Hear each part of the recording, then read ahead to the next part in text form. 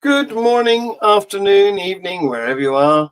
Welcome to the latest edition of FreeThought Hour. We're a day early, in fact, because don't tell anyone, we want to watch the rugby. Teria and I are on opposite sides.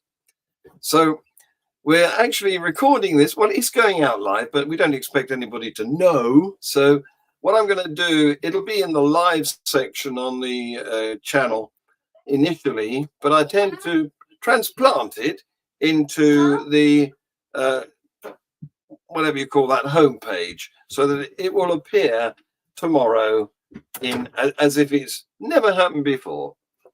Okay, so now we've got my usual co-host Teria, who is South African and the enemy in rugby terms. Yes, so I was thinking of opening as we speak. I think the haka, the All Black haka, just finished because the All Blacks in Argentina are playing in the first semi-final. So I was thinking of opening with something like, "Don't make me cry, Argentina. Don't let the All Blacks completely annihilate you." Because you see, the trouble is with this thing. The first time South Africa won the World Cup took part in a Rugby World Cup was in 1995, just after we became a democracy. And that was against the All Blacks. And I was still a boy then. Yes, absolutely. So was I. I was a little girl, of about 21 or such. But in the final minute and a half of extra time, the kicker, what is the number 10?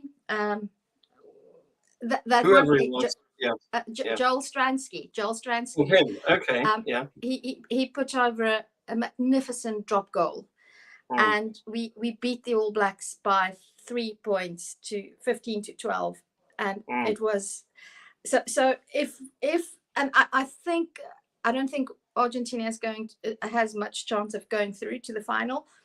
So not against if we go through, it's going to be a repeat of the 95 World Cup. And yes, I don't know. Yes. I don't know if my nerves will. But tomorrow night is a repeat of the previous World Cup. Yes. If I can just say, we are the current cup holders. We beat England 4 years ago. So, Sasha, welcome. We could go on all night like this, Sasha, couldn't we? So how the devil are you anyway? Good. I'm doing very well. Good. Yeah. Well, I wanted to introduce you to Teria because you and I already know each other, because you've been in the audience, and more than that, you won the auction at two of events that I staged, one in London where you did win the Christopher Hitchens painting. I hope it's looking good on your wall.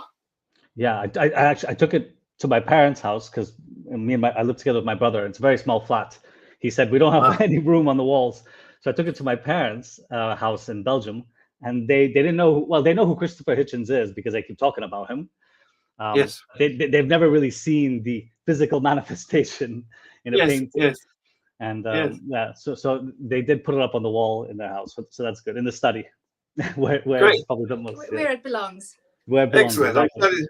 I'm glad it's doing good work. Yes. Yeah. So that was in London where you introduced yourself to me, and I of course, when I'm doing these events, I'm juggling all sorts of things going on at the same time, probably sweating buckets, certainly on that day because it was a hot June day. And then there's a queue of people who want to speak to me. So it's all a blur, I don't remember who I've spoken to and who, but you came to the next one, which we staged in Birmingham. And so that's where I put two and two together, and I realized that you're the same guy. Yeah. I do like how you started both events off with never organize anything ever. That's my advice. Yes. And John's other piece of advice is never have children, and then he goes on and has four. So. Well, yes, I can give advice. I don't have to take it, do I? Yeah. Seems like it. Yeah. So Sasha, I'm very envious that you've been able to attend John's events. Are you going to attend the next one, the Hitchmas in Brighton? Yes, I was just before you joined asking how it's going, with the venue picked, and is the guest list taking shape? And John was saying that venue is booked, but people are very, very busy, especially around the festive period. So yeah. it's This is why I difficult. keep saying. This is why I keep saying at the start of an event, never try to organize anything, because it's not easy. So Sasha, if I haven't been able to, John is obviously so busy organizing things.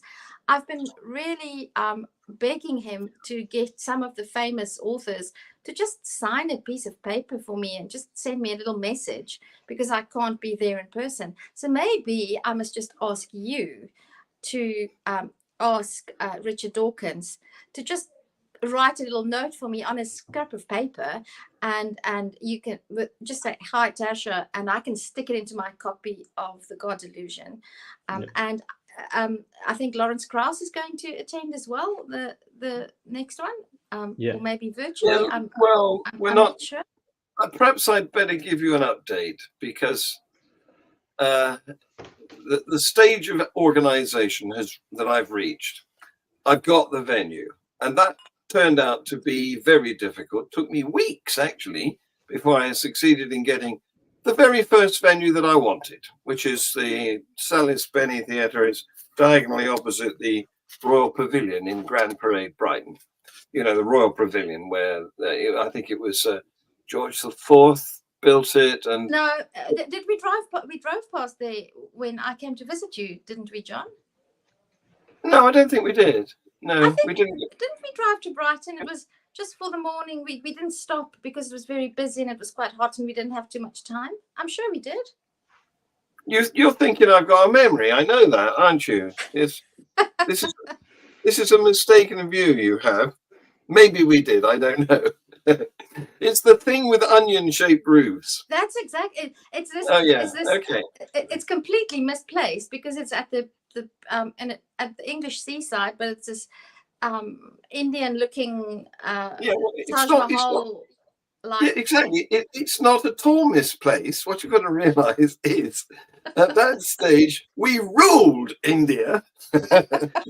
And this was a tribute to one of the jewel in the crown of the colonies, you know? So there you go.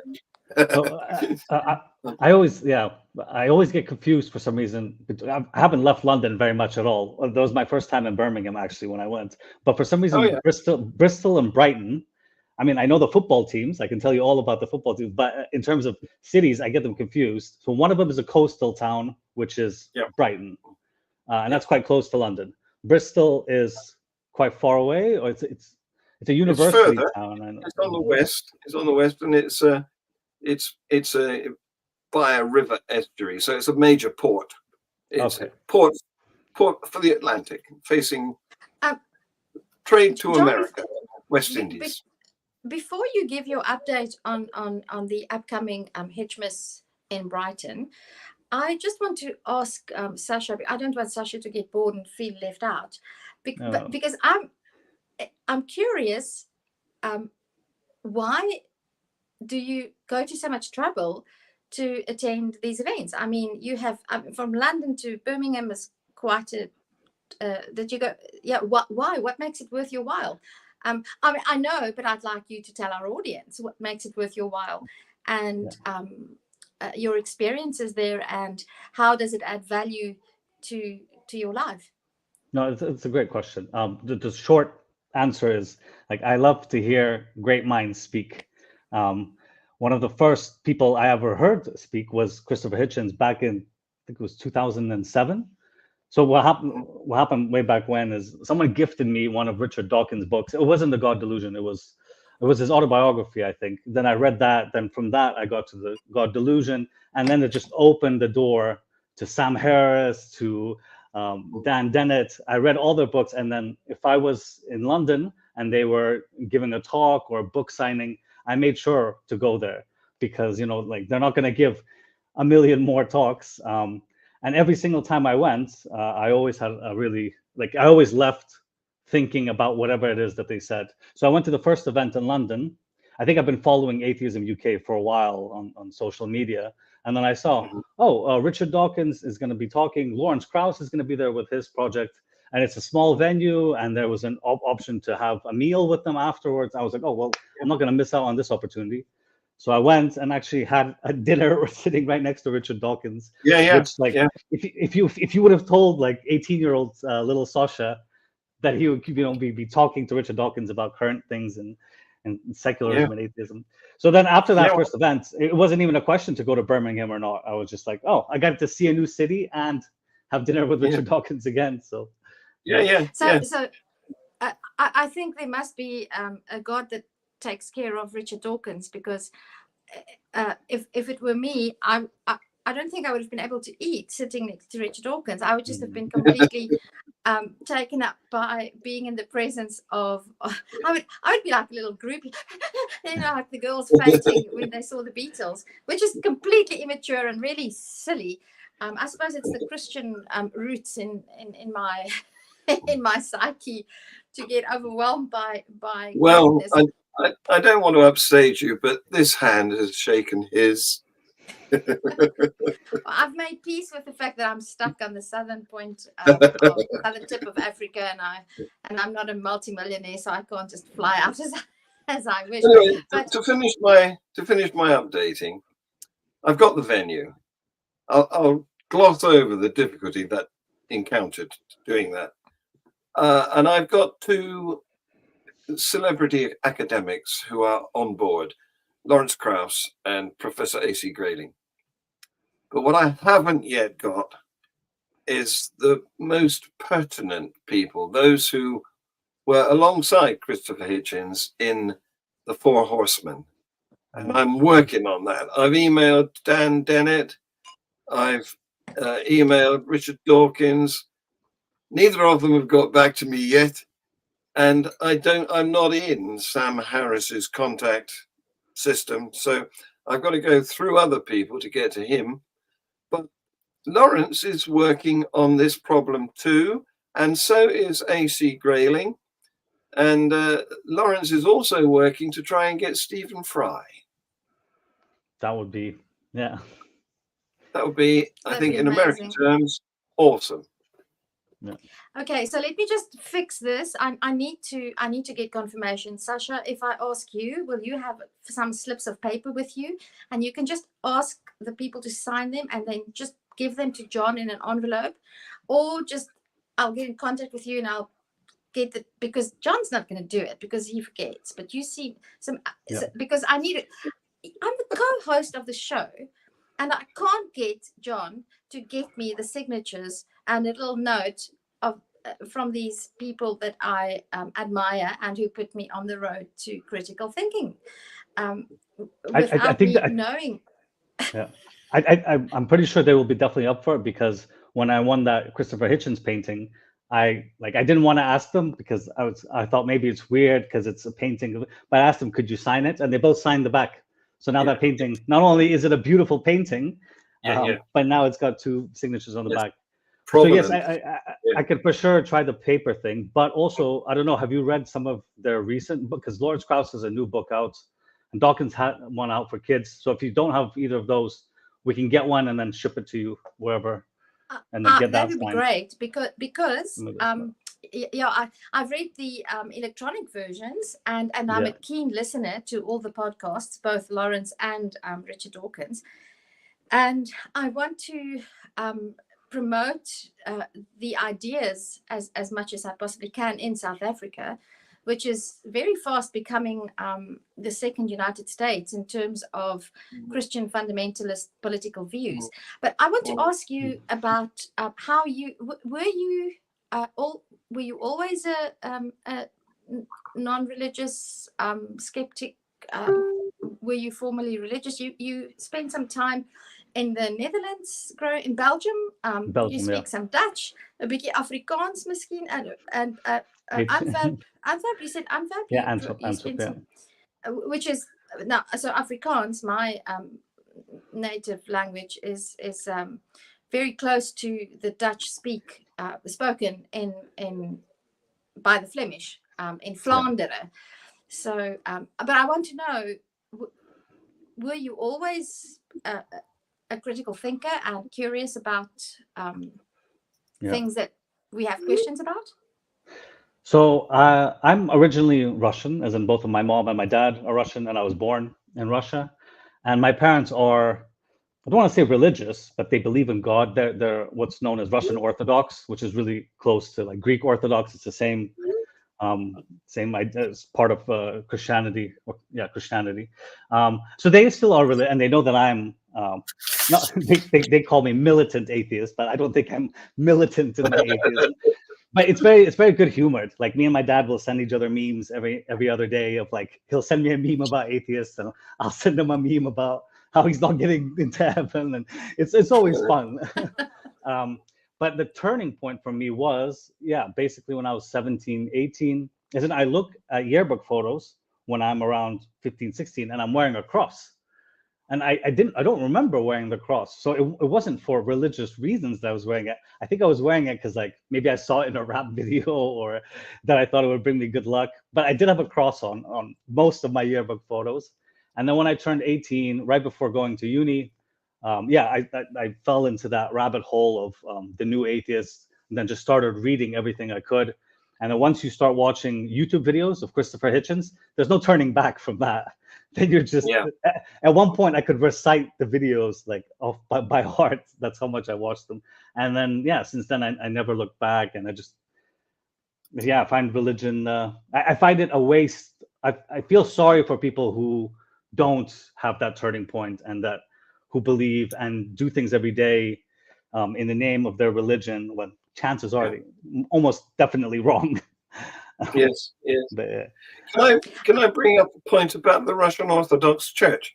Because I read in the news today, because I have to be a news junkie, because I produce a weekly roundup of news that's relevant to humanity from a religious imposition point of view. May I ask, where do you get your news from? Because someone asked me this yesterday, because they thought we were talking about Israel-Palestine, and they're like, oh, your news is biased. Where do you get it from? And I said, well, Guardian, BBC, Reuters. And they're like, no, Guardian and BBC, they're leftist propaganda. So where do you, like when you wake up, where do you get your news from? I'll make a note to come right back to that. But first of all, I want to finish my anecdote about the Russian Orthodox Church, which the Ukrainian parliament is halfway through the process of banning because it has supported Putin. Yeah. But they have, I presume that they will have the Ukrainian Orthodox Church, which they do. Which is it's fairly recent. It's recent. The Ukrainian Orthodox Church only began after the collapse of USSR. Yeah, so, and that's something, Sasha, you said that, you feel sorry for people who cling to religion. Knowing something about different denominations and being fascinated by the fact that there are 30,000 plus probably Christian denominations, of which the Russian Orthodox must be one of the oldest, because you might know this, and some of our audience might know this as well, but I think this is important context to the whole thing about religion and Christianity in particular, that the first schism was over whether Jesus is simultaneously God and man, or and it's a mixed well, something, but it's so ridiculous if you think about how it was illustrated at the time. So the Western Orthodox Church, which became the Roman Catholic Church that we know and despise to this very day, had the belief that if you take red wine and water and you mix it in a glass, it mixes. So, and that's how the godness and the manness of Jesus was put into his human form. Okay, let's just not go there because it just breaks down. But the the Eastern Orthodox Church had the belief, I don't know if you know this, Sasha, you might know this, but the Eastern Orthodox Church had the view that it's more like oil and wine, where they don't mix, but they're in the same glass, but there's a definite line, and there the godness ends and the humanity begins. And I'm not sure whether the oil is the godness in this metaphor, I don't know. And that was the reason for the first schism. And it's just so ridiculous that wars were fought about that. And as far as I know, the Russian Orthodox Church derives from the Eastern branch, which has the Greek Orthodox and the Russian Orthodox, and now lately the Ukrainian Orthodox. And it's so ridiculous to think about the Ukrainian government being in the process of banning the Russian Orthodox Church. And I think the only difference is the nationality in terms of practices and rituals and beliefs. Well, I love it. I love it when various factions of religion fight each other. Proves our point more. Proves the atheist point more. Exactly. Yeah. On the Ukrainian thing, I think, if I'm not mistaken, the Patriarch Kirill, who's in charge of the Russian Orthodox Church, he also rules over the Ukrainian one, and he has I wouldn't even say he's a man of faith. I think he's there's all these posts about him wearing these Rolex watches that he got from Putin. I think he's a very corrupt, evil man. Of course, he believes in God, but he's more of a businessman than a church figure. Well, on that subject, the Ukrainian church was a sub-branch of the Russian church, but of course, since February 22, they've distanced themselves, and the first thing they did was disassociate themselves from the Russian Orthodox Church. And the next thing that's going to happen is you won't be able to be a Russian Orthodox in Ukraine when the government finishes this process. Sasha, I want to talk to you a little bit about something that I've discovered. I sort of knew it, I suppose, but I've recently been digging into the whole idea of nationalism and what nationalism is, and how it ties into religion, or is it?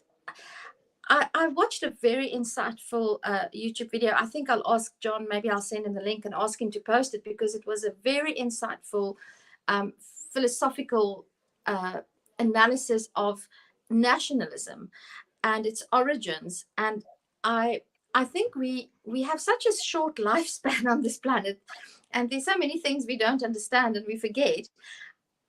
We don't really think about the fact that nationalism is actually a fairly recent idea in human philosophical thought. I mean, it basically dates from the French Revolution. That's basically where it started. And the one thing that struck me in all of the work I've been doing, learning and thinking about nationalism as a philosophical, political concept, is that you would never have had nationalism without the Roman Catholic Church and different religions. There's a very strong link between nationalism and, because religion becomes part of our identity. Now, I want to talk to you about nationalism and religion, because you are somebody who speaks 3 languages, was born in Russia, currently lives in the UK, but hails from Belgium originally. And I want to ask you about how nationalism and the ideas around that influence your daily life, and whether you think I'm correct in saying that there's a strong link between nationalism and religious belief. Yeah. So that's really interesting that you brought it up, because I've been thinking a lot about nationalism over the past few months. Maybe it was the catalyst for it was the Russia-Ukraine war. So I think that there's a host of reasons why. First of all, they are linked, and it's to do with, as you said, identity, because people build their entire identities around either their faith, or we see people building their identities around the country that they come from. So rather than focusing on all the negatives of nationalism, which I think there are a multitude of, and there's some great quotes from philosophers. I think Einstein said, nationalism is a measles of humankind, that it's an infantile disease. So it teaches you to hate people that you've never met. But what fascinates me about nationalism, and why I think it's silly, is because it doesn't make any sense. Because if you really think about it, like, why are you from England or why are you from South Africa? Just because God rolled the dice and you happen to have been born to an English couple, Yes. a South African couple. You could have been born in Iraq. You could have been born in the All Blacks, and then your rugby team might have been better. But I mean, at the end of the day, that wouldn't have been too bad. You know, they do play good rugby. I could have lived with that. You're right. It's a geographical accident. Yeah, so the birth lottery, basically. Yeah. So there's no reason to attach your identity to your nationality because you didn't choose it. You had no say in it. And yeah, that's right. So here's my thoughts. Do you want my thoughts on this matter? Yeah. Yes, please. Because I'm coming at it from the biology teacher point of view. Because as mammals that give birth to a small number of young that need nurturing, there's an advantage to forming a family, because then you have more helpers to nurture the young. And that can be expanded until you've got a tribe, because then, you know, it's not just the family, the nuclear family, it's the aunts and uncles and all the other nearby relatives, and there's your tribe. And then you stop roaming around picking berries and digging up roots and killing small animals for food. You discover that you can actually cultivate plants and make flour from the grain and so on and so forth. So at that point, you set down roots and you build permanent houses, and then you've got a village. Now, there's frictions between, once you've got property like that, there's frictions between I want yours, you can't have mine, and strife sets in.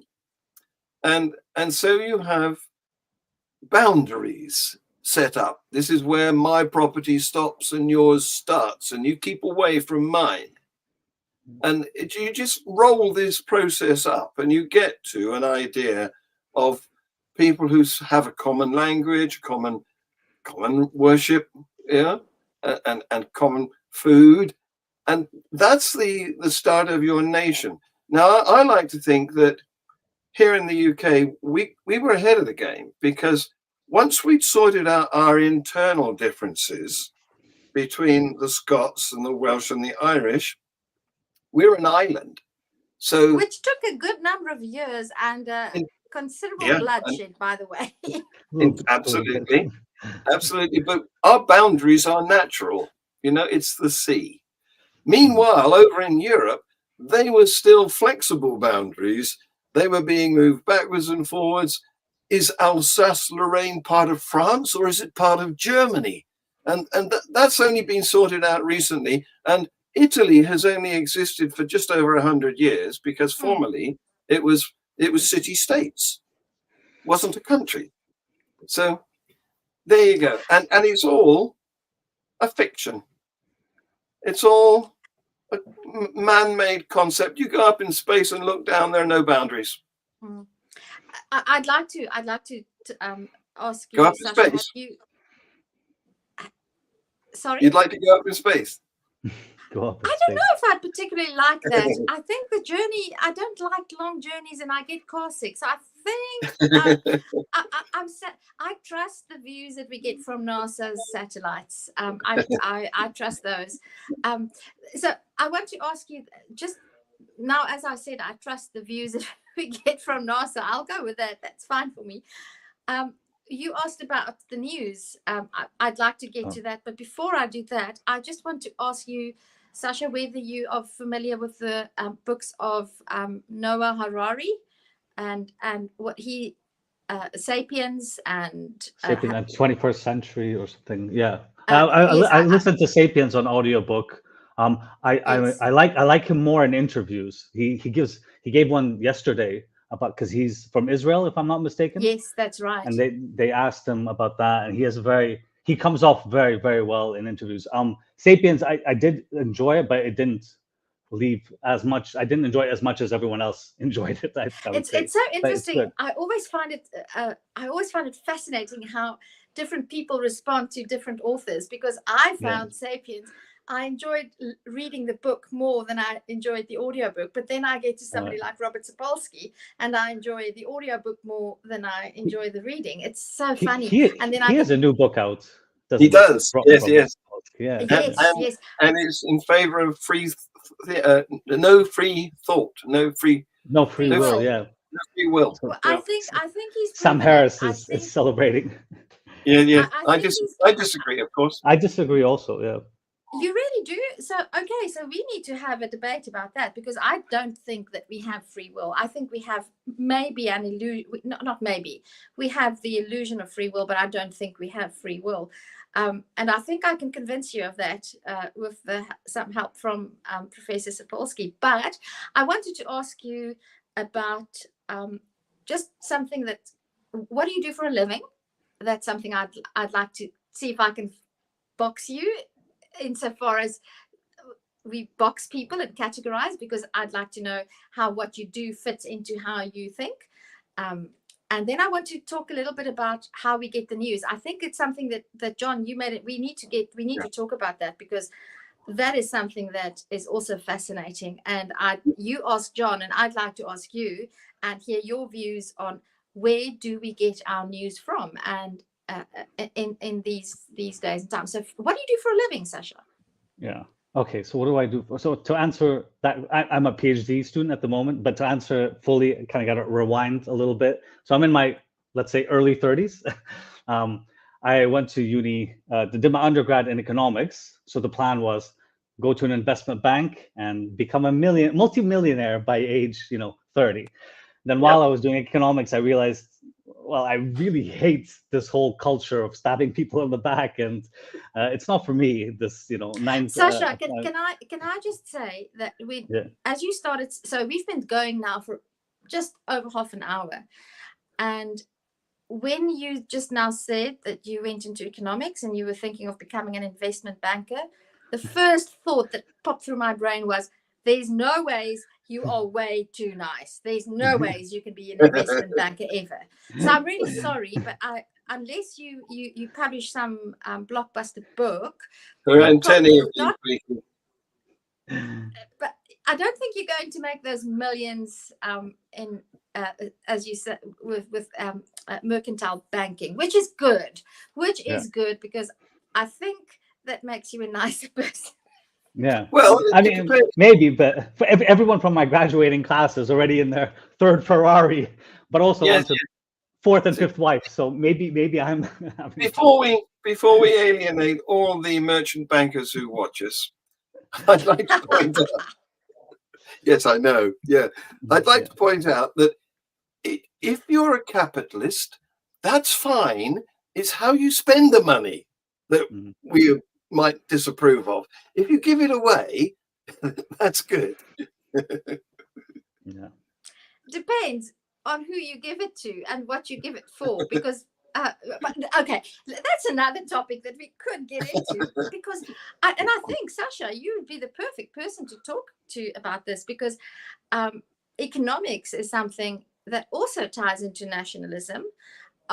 And last week we spoke to Gijsbert Wiggendoren, who is a tourism geographer, and I was just struck by how interdisciplinary everything is, and how the fact that we have in our academic institutions and in school split things up to such an extent that we've lost the sense of integration.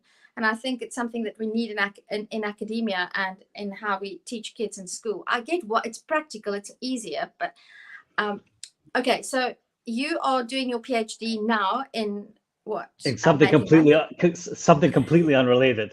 So I'm doing it in philosophy, which is as far away from economics as you can go. But there was a really gap. Do you think it's that far in terms of studies at university? It's far away, but do you think philosophy is far away from anything? I mean, whether you practice chemistry or physics. There is a whole branch called philosophy of economics, but I think maybe what I meant to say is people who are interested in doing a degree in economics don't usually switch to philosophy. Although my supervisor also had the same path, and also I find that people who switch paths So like if someone studied this for their undergrad and then something completely different, it gives you, as you said, this whole interdisciplinary thing, it gives you a different way of looking at problems that people in that discipline have been looking at for a long time. But if you come from a different background, then you see problems in a very different way. Whoops. Sorry. So I think I'm convinced that if more mercantile bankers had more background in philosophy, the world would maybe be a little bit of a better place, because how they spend the money that they make and how they make the money that they make might be different if they had more of a philosophical background. That's just my opinion. But or at least more of a broad economics, because like the economics that we were taught, and that most, even just A-level economics, it only really teaches you from a capitalistic perspective. It doesn't, okay, it mentions, by the way, there are these command economies, and there's this thing called communism, and there's this other thing called socialism, but 99% of the syllabus is, you know, profit maximization. This is how you make the most money. This is how you market, which is a good, I don't know, it's good if you're living and profiting from a capitalist society, but it might be good to, so maybe that's, if you take the philosophy stuff of like altruism and, you know, doing things for the greater good, then you might have a different outcome. So Sasha, well, maybe John is searching for some interesting link that he'd like to post. So you are now doing your PhD in philosophy at which university? At University of Leeds. So after I finished my undergrad, I did a master's here in London, also in finance. And then for many years, I tutored. So I was a part-time tutor for this thing called the International Baccalaureates. I don't know if you guys have heard of it. It's like the A-levels. That sounds fascinating. Yeah. It's so. Are you familiar with A-levels, Teria? I am. My son, when COVID happened, my youngest child of 3 was in grade 8. That is sort of, he was 13, 14. It's going on to high school. And I just decided that things were going amiss, and I took him out of school. And then after about 2 years, when our schools sort of began to normalize again, I decided that he was so far ahead by that time that I wasn't going to send him back into our school system.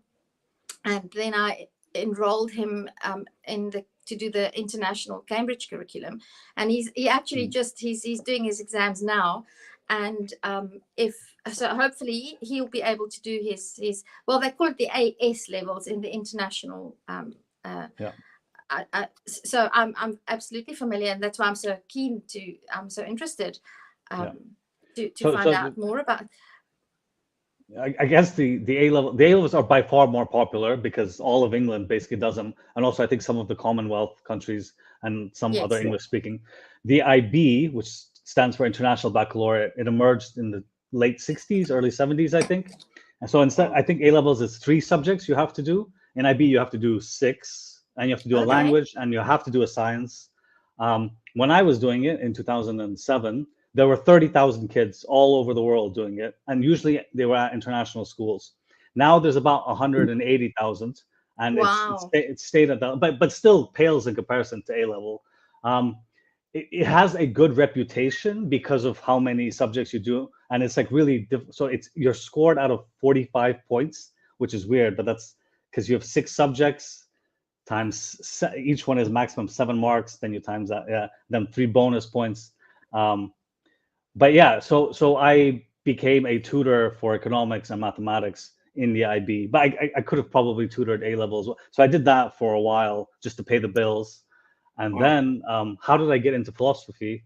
Oh, actually, so we were talking about AC Grayling earlier, and it's a bit of a small world because AC Grayling was my thesis supervisor at my previous college.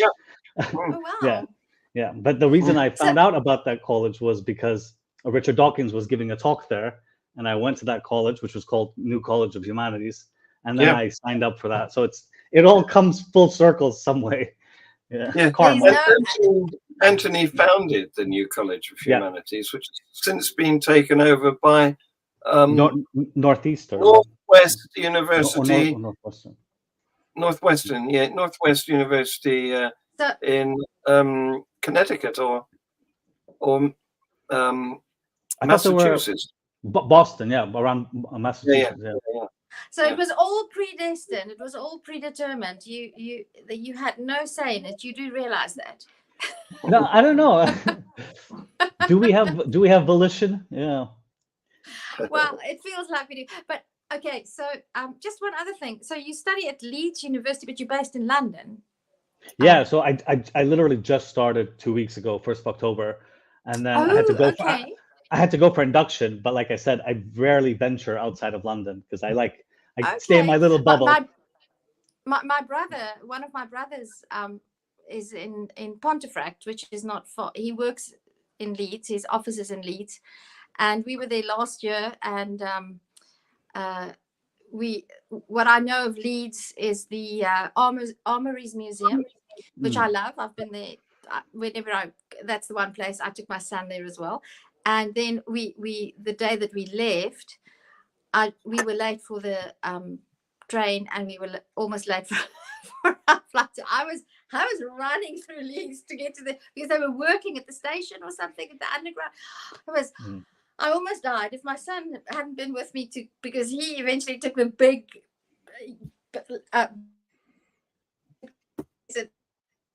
and he's fit, so he's young and fit and strong, and he saved me from being left behind. But Leeds is I enjoy Leeds. It's but okay, so from Leeds to where do you find your news? Oh, right. Are you guys familiar with Reddit? They call it the front page of the internet. It's just a website. It's called Reddit, but it's an aggregator. So you go there, and they have different subreddits, and they post from different news sites. But the way that it works is things get upvoted. So you're kind of relying on a sort of democracy for news stories to be more visible than others. But as a general rule, not Russia Today, not Al Jazeera, I'd like to say BBC, Guardian, or AP News, Reuters. And I want to say they never get anything wrong, but then you can just look at this hospital missile story where basically Guardian and BBC ran with the first thing that they heard was Hamas bombed this hospital.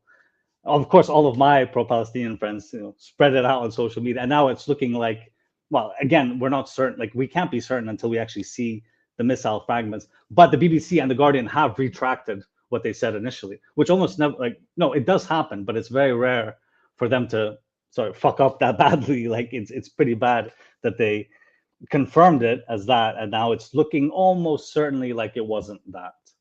I think even if you follow respectable news channels, you still got to do your own diligence. And I'm not saying like anti-vaxxers would say do your own research. I'm just saying wait 72 hours until the full story emerges, and then if all the news agencies are saying the same thing, probably that's the truth. But just wait until.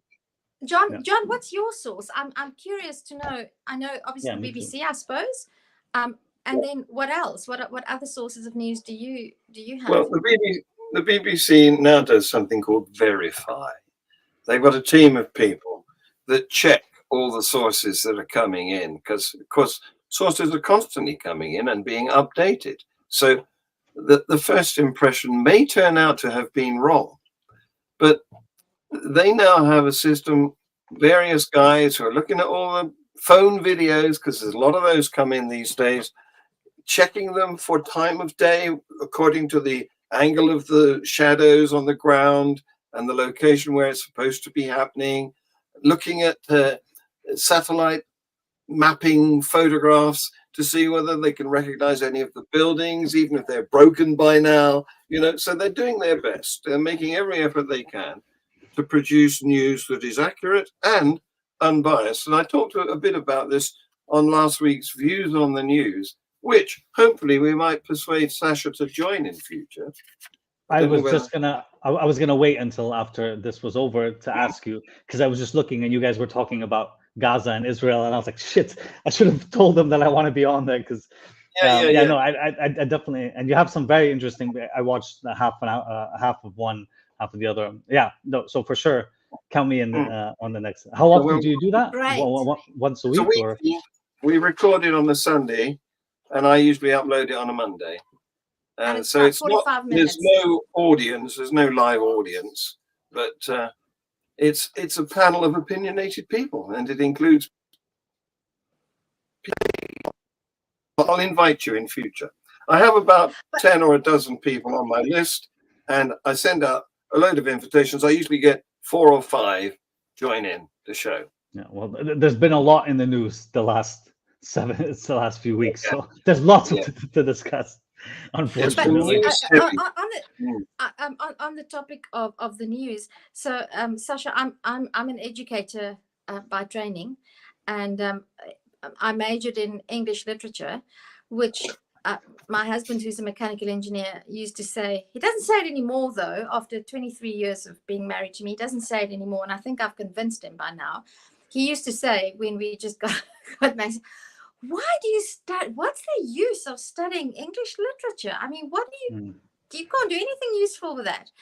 And there was a time when I sort of almost agreed with him, but I think that the more complicated the world gets, the more essential it is to be able to read well and to analyze things, to analyze texts and anything that you get, whether it's a video is just a type of text, it's a visual text, and when the BBC analyzes the shadows in the buildings and this, it's not exactly the same as literature, but it's a story, and you unpacking all the details in the story and making sure that they line up. And when I stopped teaching in primary school, I was involved with a post matric, is with the highest qualification that we do in South Africa, bridging program, and I was exposed to teaching critical thinking skills as an explicit subject, and I wasn't familiar with that because I didn't grow up in a time where that was a thing. And I'm convinced that we need to teach explicit media literacy in schools to young children. I'm talking 12, 13, because without critical thinking skills and media literacy, I think it's impossible to navigate the morass of different sources. And then we haven't even added AI into the mix, where you have bots and you have things like that.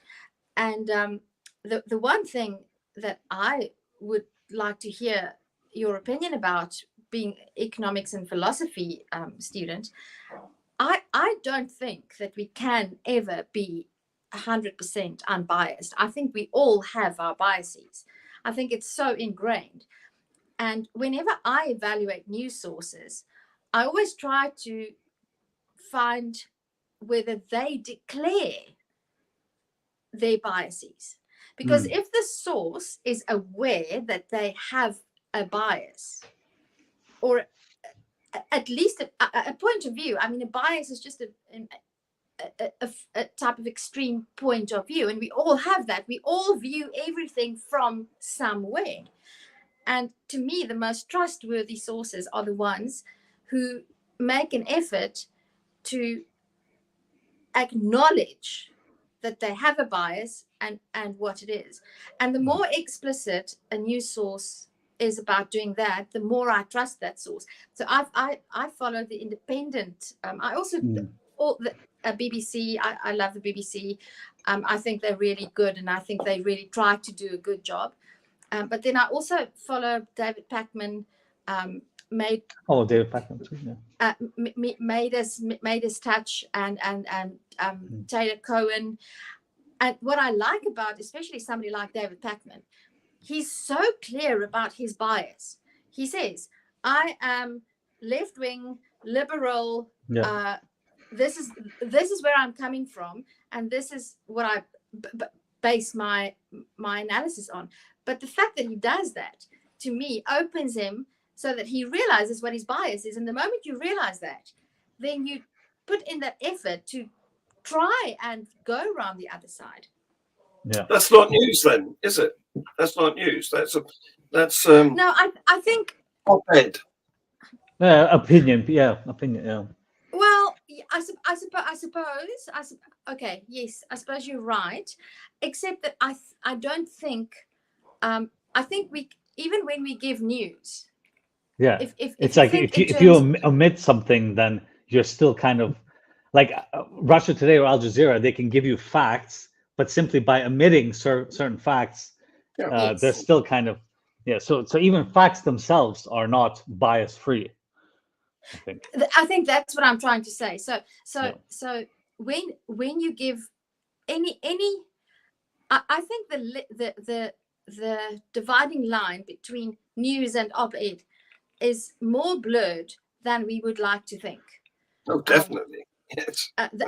That's what I'm basically trying to get to. And the only way that I can determine how blurry that line between news and op-ed is, in my opinion, is when the person states what his bias is, because Yeah. then I can adjust the angle of the information that I'm getting. But something that David Packman said, I was just listening to him today, and that's something that I find that we need to teach. He was talking about this whole missile and the hospital and who fired that missile. And the one thing that he said is, we have to trust we have to get to a point where we trust outside sources, because I cannot go to Gaza and make the determination. There's no ways. There's no first hand. If everybody just says you can't trust the news, you can't trust the sources, okay, then you by default you're saying I'm just going to put on my blinders and just trust whatever I can see with my own eyes. And even then, if you think about it, even then you might be wrong, because when you see a shooting happen, when you see a motor car accident, even what you see is so fleeting that you can't even trust yourself. I mean, so we have to. Yeah. Now, Feynman said something very clever about that. Richard Feynman. He said, yes, he's one of my favorites. Yes. I'm not going to be able to remember the quote, but it was along the lines of, in science, you have to try and remove all confounding factors, because you don't want to influence the outcome. And the person that's most easily influenced is yourself. I think I ought to look up that quote, because I've just bowdlerized it, something chronic. I have a big poster of Richard Feynman in my class at the. I run a little tutoring center. We have about 14 kids, and we've made our own posters, and the big ones. And the one poster is Richard Feynman. I don't know if you guys watched the film Oppenheimer, but Feynman was in there for like 5 seconds in 2 different scenes. He was there with bongos. I missed it. My family went, and John, I think I was doing a broadcast for FreeThought Hour, and I think that's why I didn't go to watch it. But I will blame John. You still can, but I warn you, it's 3 hours long, so you might want to chop it up into episodes. I enjoyed it though. Everybody whom I've spoken to and all the reviews I've read, I definitely will see it, and apparently it's a very good film, so I definitely will see it. But just to get back to sorry, Sasha, you want to say something? No, I just wanted to something you said about critical thinking and teaching critical thinking to kids. I just not recently found out, but I recently realized that there's a lot of people who will disagree. Like, they find it a threat if we teach kids how to think critically, and they're very open about it. And I'm talking about like the religious right in America, and obviously not the majority of Muslims, but by and large, religious people don't want our kids to be thinking critically, because then they won't be religious. So maybe that's a big hurdle to teaching critical thinking in schools. I agree with you. I think it should be an essential must-take course, but you will get a pushback, is what I'm saying. So absolutely. John, when you go first, and then we have about 6 minutes left. I'll finish with why the people who push back against teaching, the religious people, push back they have no, if they want their kids to be religious, they have to push back. They must. So John, go first. You go first, and then I'll finish up. Thank you.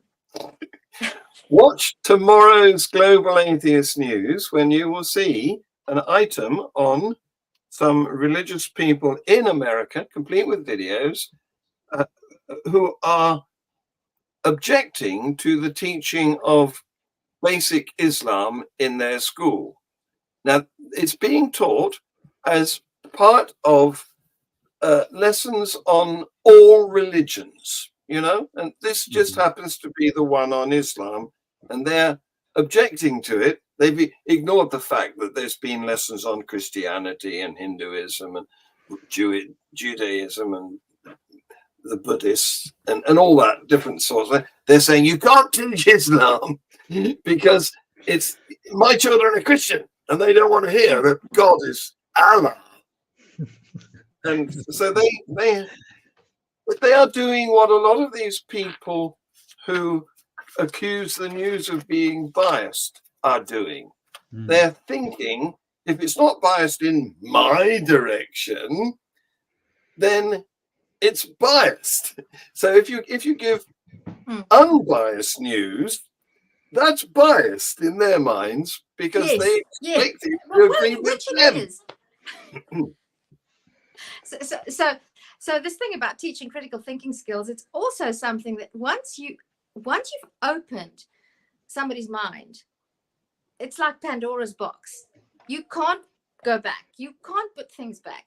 So I did some years ago. I was appointed at a school, a state high school here in my town, to be a substitute teacher for 6 months. And long story. I'm openly not religious, but at that time I wasn't as open as I am now because my own children were still going to school, and there is some, you won't be ostracized, but yeah, it's a conservative community, and being a teacher in a public school, you know, you sort of have to toe the line. And then I had a homeroom class. And there would be a bell. So school would start at 7:30, and then at 7:45, there'd be a bell, and then you'd have to do scripture and open the day with scripture reading and Bible and prayers. And I just sort of declined. And then the kids began to ask me, ma'am, why? So what I would do when the bell went, I would say, who would like to read the Bible? And if none of the children volunteered to read the Bible and say a prayer, I just said, okay, nobody's volunteering, fine, we just go on. But then I got into a bit of trouble because of that. And by the time it was exams, I had to invigilate in one of the exam rooms. And I was told you have to open the morning with reading from the Bible and saying a prayer. And I decided, well, I'll use this as an opportunity to teach critical thinking skills from the Bible. And I chose a passage, a very gruesome passage in the Old Testament, where some assassin goes to kill one of the enemy kings of Israel. And this king that he kills was a very fat man. And there's a very vivid description how he pushes he goes into his chambers while he's on the toilet.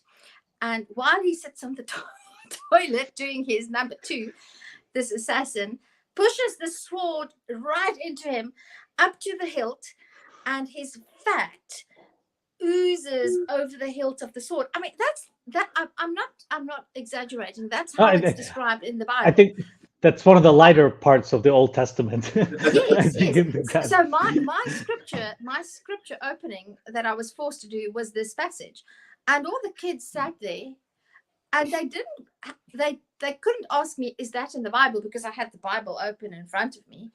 And then the prayer that I said was something like, dear God, please let us slay the questions in this exam paper like this assassin slayed the king on the loo, you know, while he was taking a poo. And some of the kids came to me after and said, ma'am, is that... I said, yes, there it is. And there's more. Would you like to see more? And that is exposing the fact that even how you read the Bible Yes. is a form of bias, because those passages are normally not taught to kids. And that's how Teria got the sack. yes, that's how they did not. That was the end of my teaching career. That's why I now have my own tutoring center, and now I determine who reads the Bible, when they read it, and what they read from. Which parts? And the nice thing is, to me, the nice thing about critical thinking is that you just have to plant a little seed. And most youngsters, most 12-year-olds, 13, 9, 8, the soil is fertile. You just have to be like Jesus said in the parable about the sower. You just have to sow the seeds. But the religious people know that the soil is fertile, so they don't want you to sow the seeds. No. So that's so. But that's critical thinking skills. And now John is going to cut me off, so I'll just shut up and say goodbye. I'm going to watch the rugby. Well, this is the end of the Teria show. Next week we're going to have a guest called Sasha, and listen to him. But